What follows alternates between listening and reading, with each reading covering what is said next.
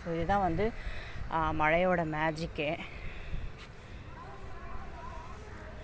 So காற்றெல்லாம் அடித்த போகினி விழாலாம் அப்படியே சாஞ்சு கிடக்கு.